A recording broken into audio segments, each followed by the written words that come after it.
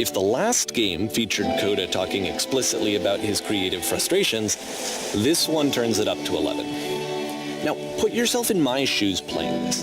Here's a friend whose work is exhibiting signs of struggle, frustration, anxiety, depression, even.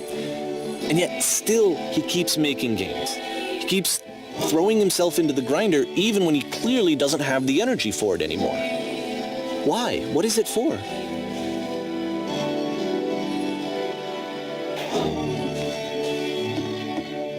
Because from my perspective at the time and just what I knew of him, this was a result of how isolated he was.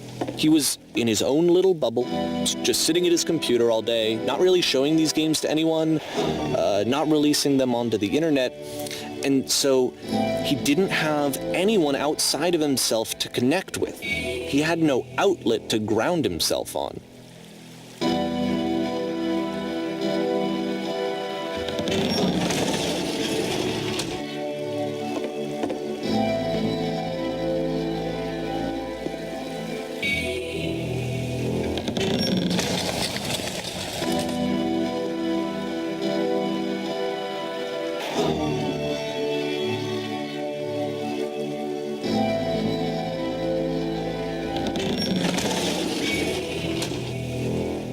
You can't talk yourself out of loneliness. It doesn't work that way.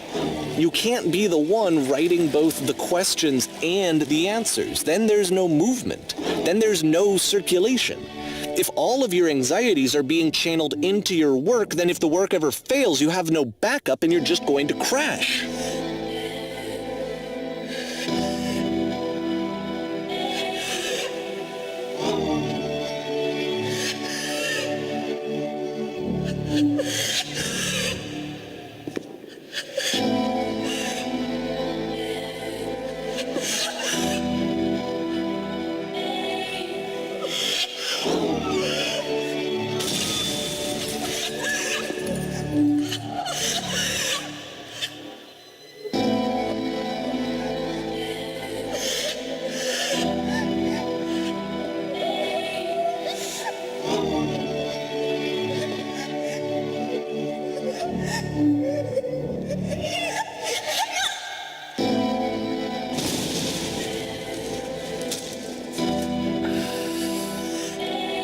Seeing this game at the time that he made it, it looked really unhealthy to me. I was watching him do this to himself, and I hated it.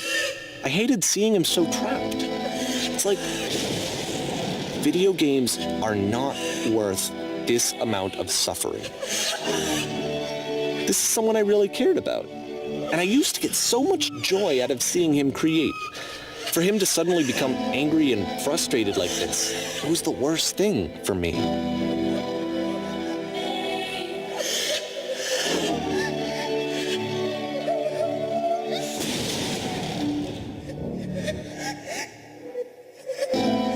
I don't know. This is what I felt at the time. I don't know how else to explain it. I wanted it to stop more than anything.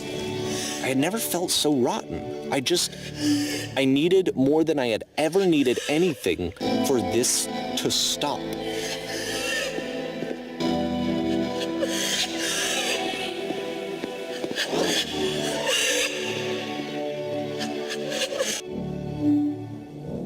But it didn't stop. After finishing this one, Coda takes another 7 months and comes up with a new game.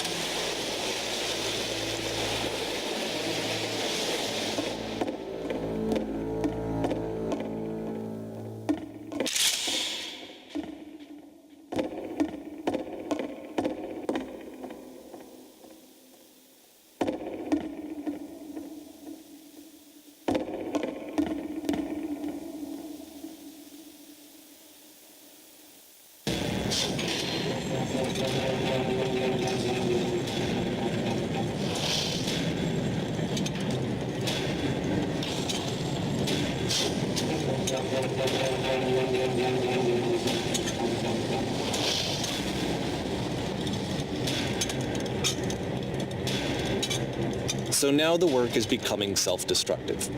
And I'll tell you, at the time that I first played this game, shortly after he made it, here's what I'm thinking to myself. I'm thinking that code is stuck in his own head, and that it's having a very negative effect on him, and that all he needs to do is just start showing his work to people, to get some actual feedback on his games. It might get him out of isolation. And so, as I'm thinking this, I realize that I could be the one to initiate it. Because it would never occur to Coda to start actively soliciting feedback, so what if I did it for him? If he could see the difference it would make to have more actual conversations with other human beings, would that bring him out of his mental spiral? Would it give him confidence in himself? Would it bring meaning back into his work?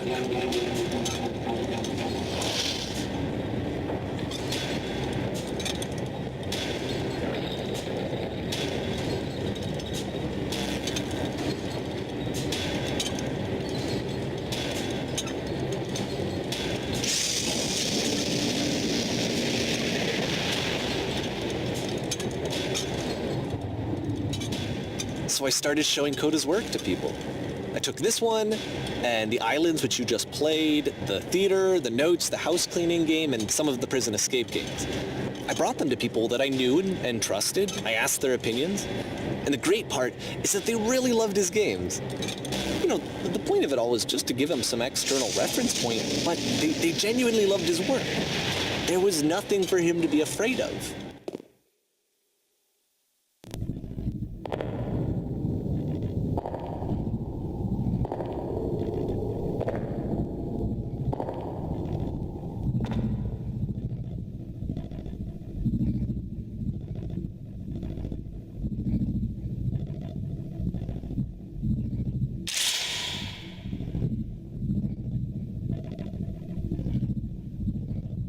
Can you see why I felt like this was the right thing to do? Because it's the thing that I always feel like I need, to be told that my work is good, that I am good. When someone really connects with a thing that I've made, when they see themselves purely in my work, there's nothing that feels better. And I got to give that very same feeling to my friend. I did something, I really felt like I'd done something good, like I was a good person. I felt like there was a friend who was in trouble and was unhappy and maybe didn't like themselves, and I could fix it. If I could give him this gift, maybe I could fix the problem. When they told me how much they enjoyed his games, it was the best feeling. It was the absolute best feeling. It made me feel so happy, so beautifully, beautifully happy.